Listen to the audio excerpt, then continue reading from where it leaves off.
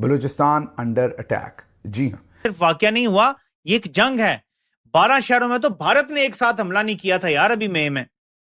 सबसे बढ़कर जो साबिक वज़ीर आला अख्तर मेंगल का बयान है, उसने कहा मैंने अपनी जिंदगी में बलूचिस्तान को ऐसे जलते नहीं देखा। नो गो जोन बना हुआ है। 1500 बंदे कहोगे कि जी हम इसको ले जाएंगे, तुम्हारी अगली 10 नस्लें भी नहीं लेके जा सकती। इंशाअल्लाह you will see that we will beat the hell of the 1500 लोग सिर्फ जो हैं वो बलूचिस्तान को अलग कर देंगे हमसे, इनकी ऐसी की तैसी। ये स्टेटमेंट दिए हुए उन्हें 1 साल से ज्यादा का वक्त हो गया है। 1500 ने हमें सबको तिगनी का नाच नचाया हुआ है और काबू नहीं आ रहे, और पूरे सूबे के ऊपर उन्होंने अपनी रेड कायम कर दी है। तो इतने दहशतगर्द हैं वहाँ, और पूरे कोयटा से लेके गवादर तक वो फैले हुए हैं कि उन्होंने एक ही कोऑर्डिनेशन के साथ एक ही वक्त पे हमला किया। मोहसिन नकवी वो क्या कहते थे, सुनिए। ये मसला नहीं है। मैं आपको ये भी बता दूं, अभी हम ये बात कर रहे थे ऑपरेशन की, किसी ऑपरेशन की कोई जरूरत नहीं है। ये एक एसएचओ की मार है और आप देखेंगे ये एक एसएचओ की मार रहेंगे इंशाल्लाह ताला। इनके लिए कोई लंबी चौड़ी हमें साइंस करने की जरूरत नहीं है। ये दहशतगर्द हैं और दहशतगर्दों का मुकाबला करना हमारी सिविल आर्म फोर्सेस भी जानती हैं, हमारी आर्म फोर्सेस भी जानती है, हमारी पुलिस भी जानती है, और इनका बंदोबस्त होगा। सुन लिया, वो कहते थे एक एसएचओ की मार है। अगर मैं कहूं कि ये सबसे खतरनाक मंजर है रियासत पाकिस्तान की बका के लिए, उसकी इंटेग्रिटी के लिए, तो ये गलत नहीं होगा। 2 हेलीकॉप्टर्स में भर के जो 12 कोर है पाकिस्तान आर्मी की, उसके बड़े अफसरान जो थे वो वहां से उड़ के चले गए। अब वो कह रहे हैं कि साहब की बगैर एयर सपोर्ट के हम बलूचिस्तान को काबू नहीं रख सकते। हो सकता है कि पाकिस्तानी आर्मी के सीनियर ऑफिसर्स वहां से हेलीकॉप्टर से भाग गए हैं बैठ के कोयटा से। अगर ऐसा हो गया, अगर सीनियर कमांडर भागे हैं वहां से रियली, तो फिर तो क्लैप्स है, फिर तो ये निकल गया, नक्शे में रहेगा थोड़े दिन इनके नाम पे। फिर बलूचिस्तान को अकेले मत देखो, पश्तूनों के साथ जोड़ के देखो। नमस्कार दोस्तों, स्वागत है आपका भारत नाउ में। दोस्तों, पाकिस्तान के अंदर कल 12 अलग अलग जगहों पर एक साथ बलोची ग्रुप्स ने हमले किए, जिसके बाद पाकिस्तानी आर्मी की बहादुरी जो है वो टोटली एक्सपोज हो गई। पाकिस्तानी मीडिया का ये कहना है कि जैसे ये हमला हुआ, पाकिस्तानी आर्मी के कोर कमांडर्स जो थे अपने हेडक्वार्टर्स को छोड़कर आर्मी हेलीकॉप्टर्स में बैठकर वापस इस्लामाबाद की तरफ भाग गए, क्योंकि जिस तरह के ये हमले हुए थे पाकिस्तानी आर्मी पूरी तरह से तैयार नहीं थी। अब इस चीज को लेकर पाकिस्तानी यूट्यूबर्स जो है वो आसिम मुनीर की पोल खोल रहे हैं।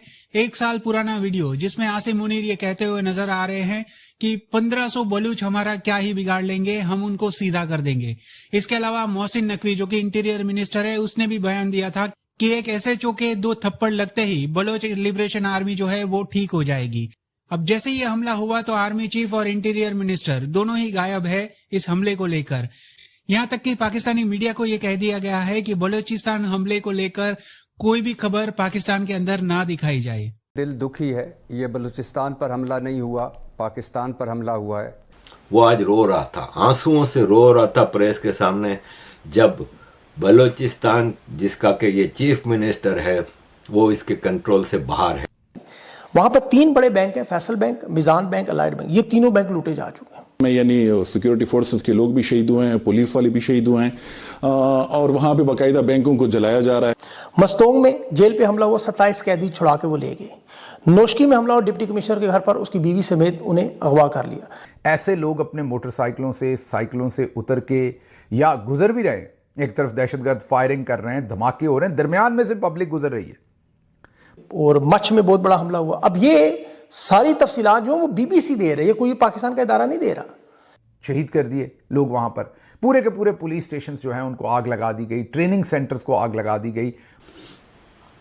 तो आर्मी ये सोच रही थी कि बलोच पब्लिक इनको सपोर्ट नहीं करेगी। पूरा बलोचिस्तान का एक एक आदमी इस वक्त क्रांतिकारियों को वेलकम कर रहा है, इनका स्वागत कर रहा है और इनके आगे पीछे घूम रहा है और नारे लगा रहा है आज़ाद बलूचिस्तान के। दहशतगर्दी के हमले ये नाकाम है, इसको नाकाम कहते हैं, इस दहशतगर्दी के हमले को।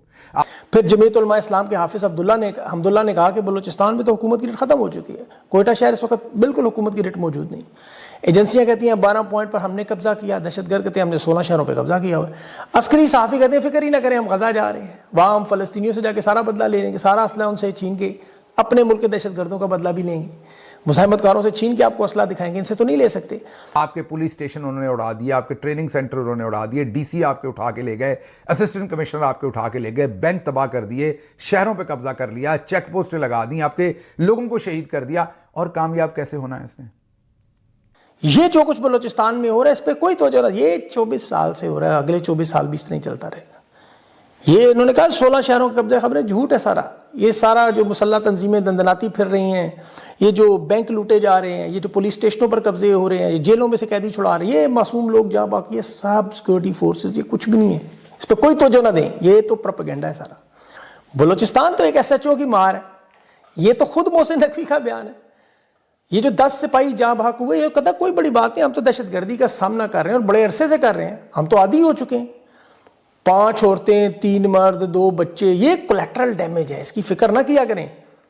ये सब कुछ कंट्रोल में है। अता तारड़ कहता है कोई फिक्र ना करिए, मीडिया है, इन्हें तो मजाने ही नहीं देते। कंट्रोल पे जो हुआ, लेकिन इस बार उन्होंने क्या किया कि उन्होंने पूरे 12 अक्रॉस एक्सपेंस, क्वेता से लेके नीचे ग्वादर तक 12 जगह हिट मारा है। और अब पाकिस्तानी जनरल जो बैठ के सुन रहा है, उसको ये अभी सोचना पड़ेगा कि उसने TTP पे एक्शन किया, तो पहले TTP ने इनको मारा पाकिस्तानियों को, तो TTP को उन्होंने मारने की कोशिश की, तो क्या BLA उसको उसके बदले में ठोक रहा है? जब बिकॉज BLA काफी दिनों से शांत था, और हम पिछले प्रोग्राम में बात भी कर रहे थे कि BLA का भी जो अभी आंखें हैं वो ईरान की तरफ हैं। तो यहाँ पे वो BLA, व्हेन वी से BLA इट इंक्लूड्स एवरीबॉडी, जो बलोच से।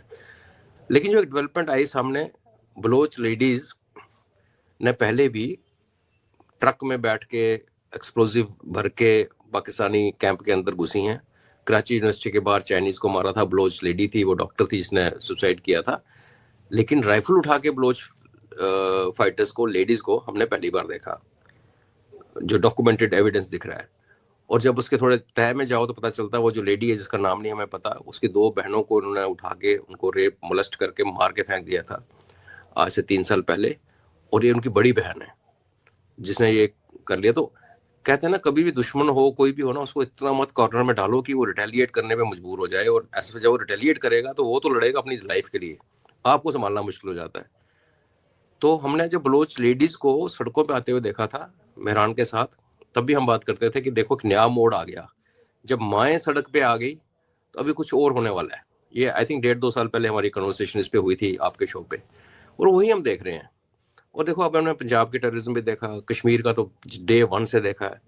तो ये एक उसका अगर आप ड्रॉ करें तो ये ऐसे ही करेगा अगर आप इसको कंट्रोल नहीं कर पाए, जो कि लग नहीं रहा।